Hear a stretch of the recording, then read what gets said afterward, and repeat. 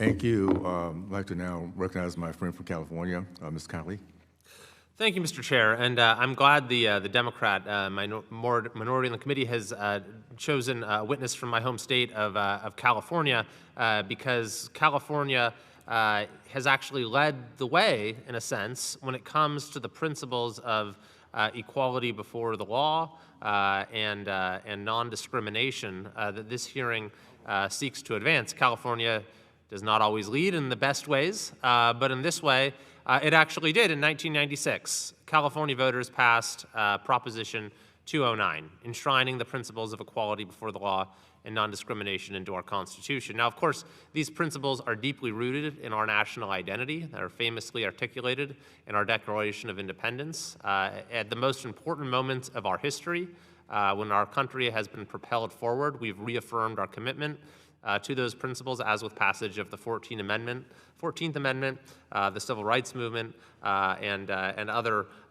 important moments in our history. And so California had a moment of that nature in 1996. It passed Prop 209, which states simply as follows: the state shall not discriminate against or grant preferential treatment to any individual or group on the basis of race, sex, color, ethnicity, or national origin in the operation of public employment, public education, or public contracting.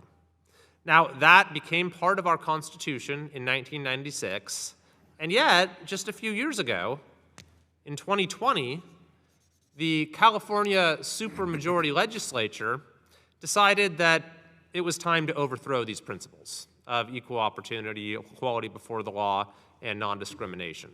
They voted to to overturn that constitutional provision, to place a proposition on the ballot to simply reverse this provision that had been in place for over 20 years. The vote in the legislature was 60-14, saying we want to reverse the principles of equality before the law and non-discrimination. But it then needed to be voted on by the people of California. And even though it passed the legislature with over 75% of the vote, when it went to the voters, voters said something had rendered a very different verdict. By a vote of 57.2% to 42.8% in a very blue state of California, the voters said no. We want to keep Prop 209. We want to keep the principles of equality before the law and non-discrimination as part of our Constitution and as part of our state's character. And by the way, the spending advantage in that race was 13-1. It was 24 million to 1.8 million in favor of those who wanted to overturn these principles, in favor of the Yes campaign. And despite that massive spending advantage, despite California being an overwhelmingly blue state, despite the legislature voting 3-1 to reverse this, the voters of California overwhelmingly had other ideas. So Ms. Mukherjee, what does it tell you that there's this enormous disconnect between the people of this country and the politicians and perhaps those who are in charge at universities? Thank you, Congressman.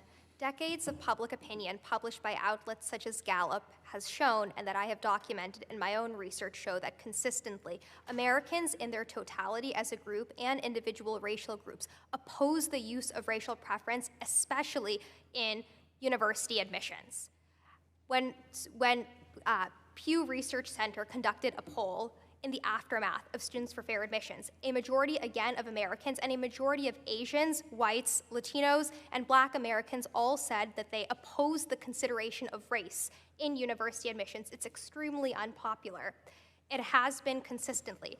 To your point about how there seems to be a discrepancy between politicians and elites in our society and what the American people want, I actually conducted a study where I looked at all of the amicus briefs submitted in the Students for Fair Admissions case, and I found that while every single legacy Asian American group submitted a brief in support of affirmative action, a policy that has been shown to penalize Asians, their constituents, the 4 grassroots parent organizations said, no, we don't support affirmative action. So you are absolutely right that the American public opposes this policy and that there is a disconnect between our elites and what the people actually want. Thank you.